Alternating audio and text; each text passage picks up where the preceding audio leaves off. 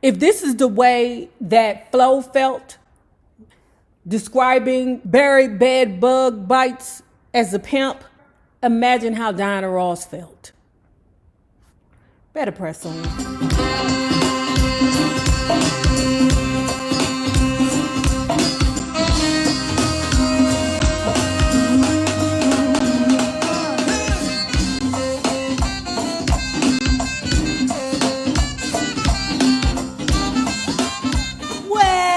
Hello there, love bugs. Hello there, Bellas. If you have not already done so, please remember to like, share to Facebook and or Twitter, subscribe, and visit uptopbeauty.com. Today we have another combo, guys.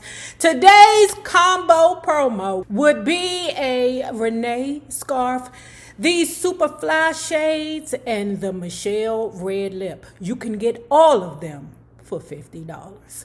And if you are not already a part of our book club, please hit the Patreon link below and or the join button here on the YouTube. And for a small monthly fee of $5, you babies, yes you, can be privy to all the shenanigans before Lou.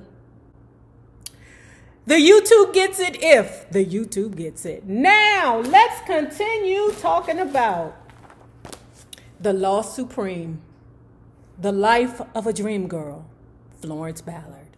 Her sound, they said, was unique. Besides, Ross had other qualities that impressed Gordy, traits that he shared himself: ambition, talent, a strong work ethic, a love of competition, and a burning desire to win.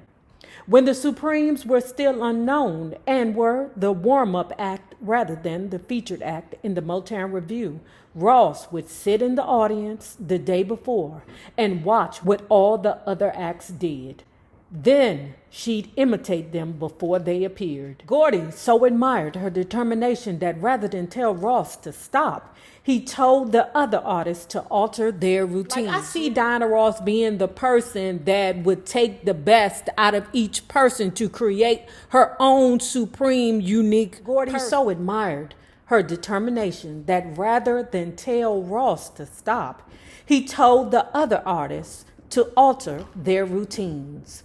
And Ross, in turn, admired Gordy. While Flo had the talent to be the lead singer of the Supremes, she was self-contained and remained aloof from Gordy.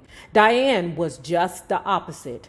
From the very first day she met Gordy, she admired him, flirted with him, catered to him, and strove to impress him. She succeeded, and eventually the two would fall in love. Starting in 1965, they would become romantically involved, and although they would both go on to marry several times to other people over the years, they would carry on a long romantic relationship, and after that, a friendship throughout their lives. Y'all, when I tell you, when I seen them two up in the balcony on the Motown 25 slobbering all over each other, not technically, but, googly eyeing each other, oh, Barry, oh, Diane, I thought I was going to throw up. It was like a teenage romance being reunited at the Motown 25. Shortly after Where Did Our Love Go was recorded, Motown persuaded Dickety Clarkety, the host of the popular television program American Bandstand, to include the Supremes in his summer of 1964 Caravan of Stars tour of the United States. Now, what the book did say was that basically Gordy had to throw Dickety Clarkety in a trick bag. Now, we only call Dickety Clarkety because, that's just what we do when we lovingly love someone. Okay? We give them nicknames. What happened was Dick Clark had went to Gordy and was like, okay, I want Brenda Holloway. Gordy was like, oh, you do you? Okay, well, you can have Brenda Holloway and the Supremes. Dickety Clarkety was like, I don't know if I want the Supremes. Well, you can't have Brenda Holloway without the Supremes. Curses. The ad for the tour, which began in June 1964, highlighted Gene Pitney, the Shirelles, Brenda Holloway, and others. Gordy's sister, Esther Edwards, who worked at Motown, made it explicit. She told the Supremes that the company had to beg Clark to include them in the tour group and that they were really along for the filler. Girl, that was a tool of manipulation. Like, basically, girls, stand down. Don't get too beside yourself, because you only here on a humble. Yeah, okay. I would have told that bitch to kiss my ass. When the tour began, the Supremes were again the lowly opening act, and the applause they received was unimpressive. By contrast, Flo noted, when the master of ceremonies mentioned the Marvelettes' name, the audience just flipped out. The Supremes were performing gamely even under such conditions when they began to notice that something was up. It turned out to be them. The MC kept calling on the group later and later in the show. The applause increased in volume, and the crowds at each stop acted differently. They just mentioned our name before we'd walk out on stage, and people would start going mad, Flo said.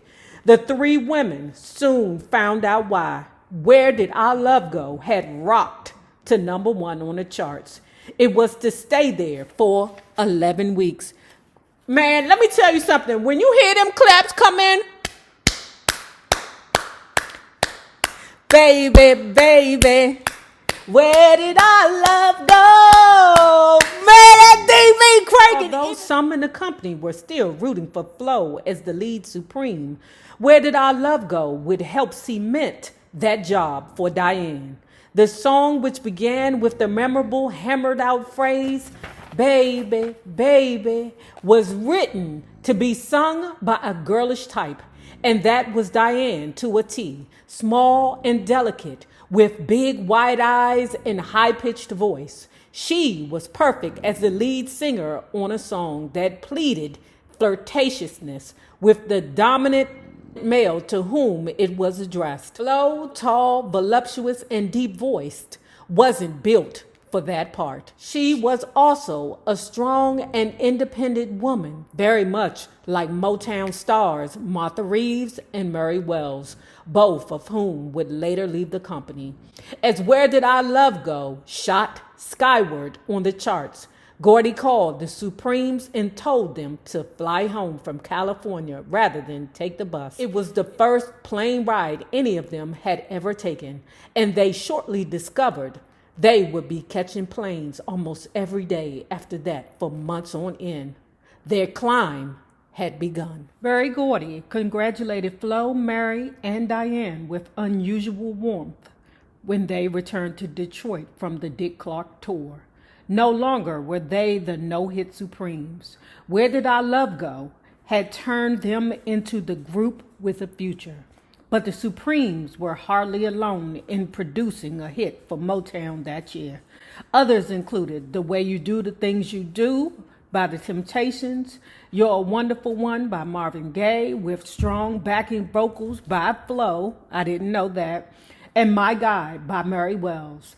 After a while, it was like dollar hits, says a former Motown songwriter. But Flo, Mary, and Diane had definitely become stars. And underneath all their excited and self-congratulatory thoughts lurked the terrible twin question. Can we stay on the fast track to fame and fortune? And will Diane sing lead on every song? There was no question that the Motown spotlight was now on the Supremes. Gordy kept urging his producers to make their best efforts for the group. Yet for a while, none of the songs they recorded during their brief breaks between nightclub engagements managed to rise to number one. Still, Gordy was optimistic about the Supremes project and sent them along with many other Motown acts to tour England in October 1964. Well, we know that was a bust. While the group was touring England, Baby Love, which they recorded over the summer, started climbing the charts, hitting number one on October 25th, 1964. In fact, life in Europe got better and better as time went on. Other than the food, Europe was a ball, Flo said. One thing I liked there was the clothes, the way they dressed over there. I liked the discotheques there, the places to go, and they had lots of places to go for entertainment. There's a guy in the Animals who wanted to take me out one night. I think he came up to my shoulder in height, and I said, oh no. That would never do. But we all left and got together at the disco and danced and had a ball. Let our head down, then went back to the hotel, went to sleep, got up. It was relaxing to go to the discos and get away from our work. It was relaxing to sit back and watch somebody else work, to sit around, listen to music, drink, have a dance, and unwind. Once back in the States, the Supremes wouldn't get much chance for another rest break. We began to do a lot of TV work, Flo said. Ed Sullivan, Hollywood Palace, places like that. After people see you on TV, nightclub owners and like that, then they'll start hiring you. And the offers began to roll in. Boy, did they roll in. The Copacabana, Coconut Grove, ... The Supremes' popularity grew, as Flo noted, as a result of their repeat appearances on national television programs. They were the guests of Steve Allen, Red Skelton, and Dean Martin, the TV icons of their time.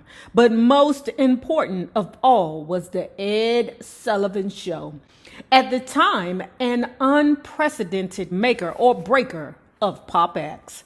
A former reporter of the New York Daily News, Ed Sullivan wasn't handsome. He bent too far forward. He held his hands together either behind or in front of him, or stood on stage with his arms folded, pronounced show as shoe, blew his lines regularly, and often mumbled incoherently.